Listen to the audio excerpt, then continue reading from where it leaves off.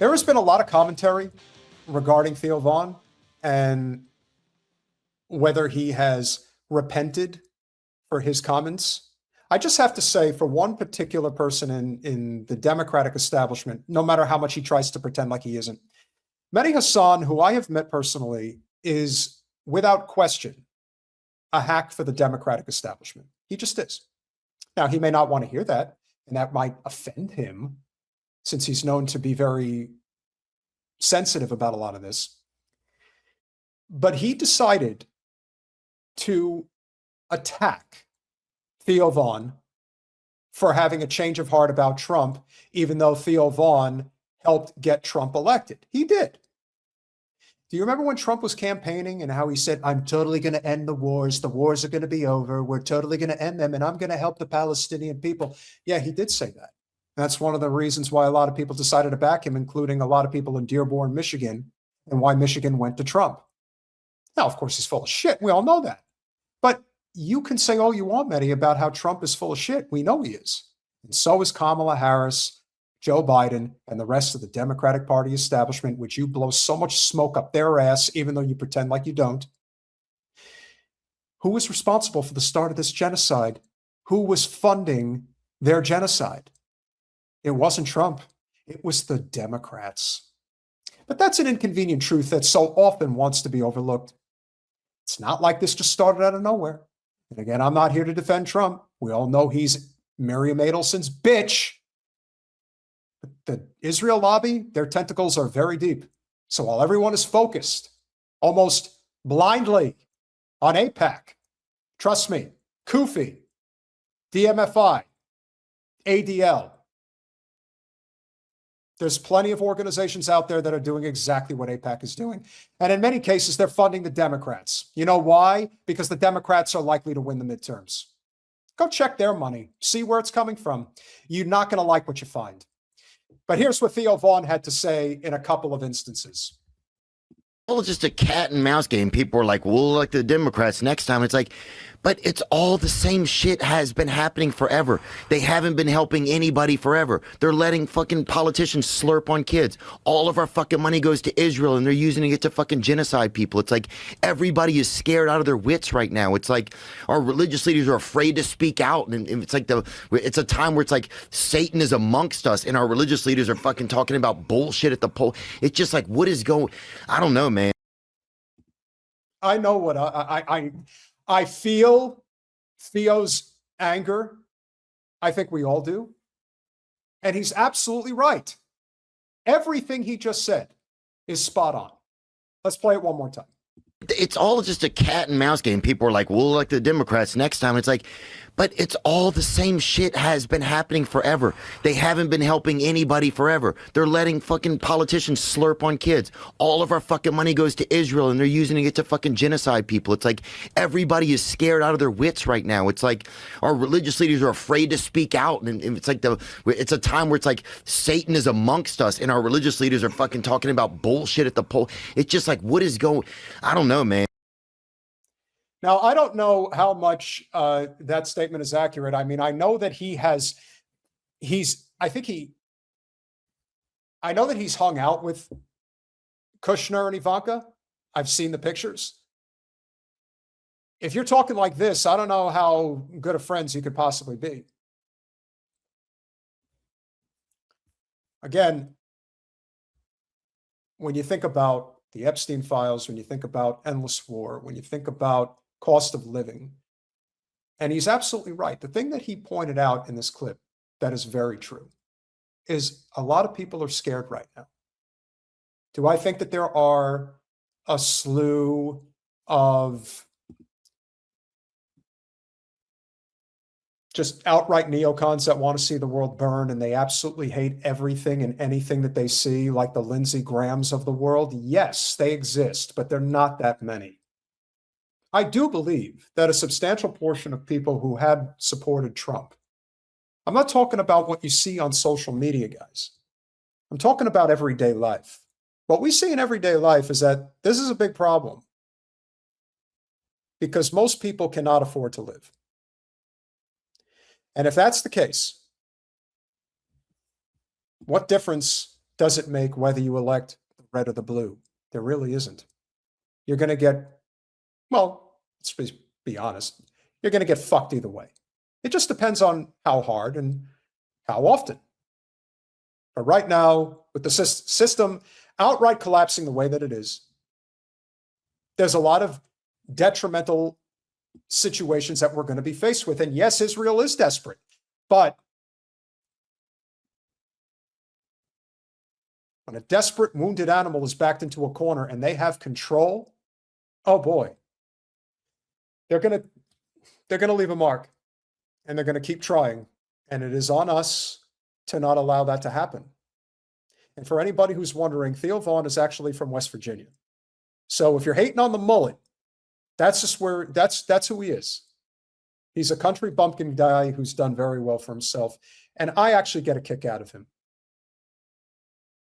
And so if you supported Trump, I don't have to agree, but I sure as hell were not supporting Kamala Harris and Joe Biden. So there is no argument here. The Democrats are not better people. In fact, I believe the Democrats are even worse because they sell empire better. They get people to go back to sleep because of decorum politics, which is the hallmark of their bullshit ideology. Friend of the show, Nick Cruz, pointed out the other day with friend of the show, Rothbone. The people in left politics are not trying to corral AOC. They're not trying to pressure her. What they're trying to do is get her to speak in a way that is palatable to people, even though she's full of shit. And that's a huge part of the problem.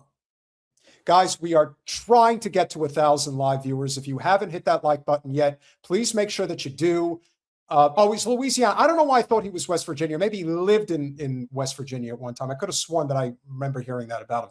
But yeah, Louisiana. So, okay, so he's a Bayou guy. But either way, you know, he's still pretty cool. Oh, and back down we go again. If you haven't hit that like button yet, guys, I cannot emphasize this enough. We get throttled by the algorithm constantly. We're honing in on 120,000 live viewers, live subscribers, excuse me. And yet we still need to fight that algorithm. So please hit that like button if you haven't already. So Theo has a little bit more to say, and now Joe decides to chime in. We see like how it all played out and why it is what it is today. Jesus Christ, you'd be mad too. Yeah. And when you're mad and you're surrounded by bigger enemies that all have nuclear weapons, you don't even have nuclear weapons, wouldn't you be trying to make them? You know what I'm saying? Yes.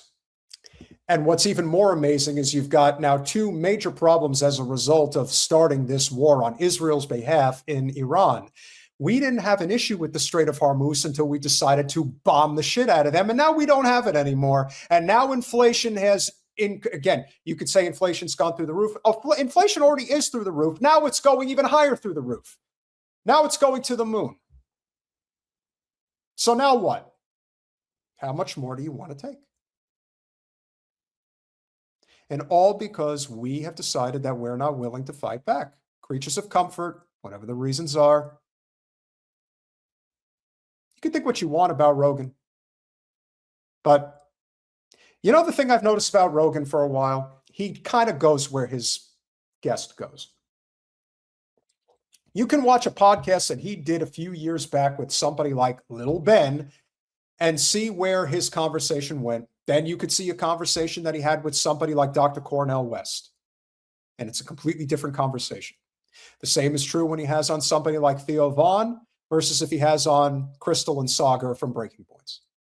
It really just depends on the topic at hand. And to Joe's credit, he has the ability to just kind of go along with whatever the topic of the day is. But therein lies the big problem with Rogan. There is no pushback. There's also something very interesting about Rogan I'm going to point out after this clip, but we'll continue. Like, I'm not saying Iran should have nuclear weapons. I don't think anybody should have nuclear weapons. But Israel should. Gets to have them. Allegedly. This is the problem. Do you know that it is on record that Israel has never actually declared that they have nuclear weapons? We all know they have. We all know that we lost a pretty solid American president as a result. But on paper, Israel does not have nuclear weapons. So that's why everyone has to say allegedly. That's right. I'm going to get to, well, you know what? I can get to it now. So there's an interesting tidbit about Mr. Rogan. I was pointed out the other day. Joe Rogan is a very wealthy man. We know that. He's had a very successful show for a very long time. He's had on some of the biggest guests. I'm not going to say that he single-handedly got Trump elected in 24. That would be way too gracious. However, do I think that he had an impact on swing voters in various places? Yeah, I think so. I think that's safe to say. And he has done very well for himself. But as much as Rogan would like to claim that he's a very neutral, nonpartisan, and principled individual, one of his sponsors is ExpressVPN. ExpressVPN is an Israeli company. I would say that Charlie Kirk had much more of an impact on Trump's election than Joe Rogan. Yes, I agree.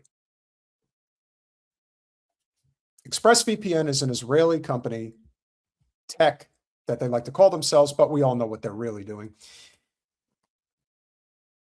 They paid Joe Rogan $400,000 a week.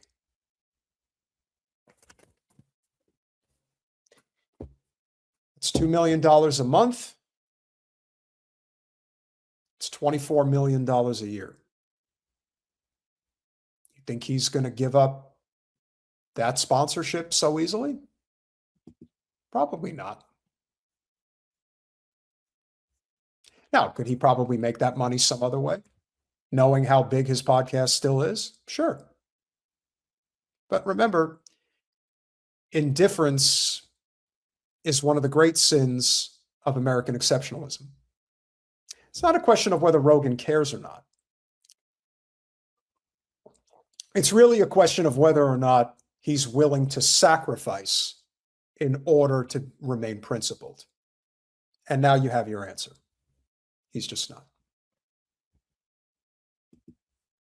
We'll finish it up. Allegedly. Everything's allegedly with them. But allegedly, they except have for the them. genocide. You know, they don't officially have them. Right. I don't think they admit they officially have them. And you know who was a big opponent of Israel getting nuclear weapons? JFK. JFK. Now, I highly doubt that Israel wants to hear somebody like Rogan making a statement like that with Theo Vaughn, because it's been the red herring for a very long time. And the more we notice, the more we realize that, yeah, whether Israel did the deed or not, they were definitely involved. And much like we're going to discuss on the latter half of the show, when it comes to Tyler Robinson, we know a patsy when we see one. Yeah. That's what a lot of people think led back into the left. Oh, yeah. Before they killed him, who? I don't know. So What'd the you Iranian say? Revolution, also called the Islamic Revolution, was a mass. And every once in a while, he'll say something that sounds like, oh, he's definitely on the right side. I don't trust him, and I don't want anybody else to trust him. But it is imperative that when certain people say certain things, that people listen and understand. Because every time it becomes an Israel did it, another person finally comes to the realization that, yeah, Israel did do it.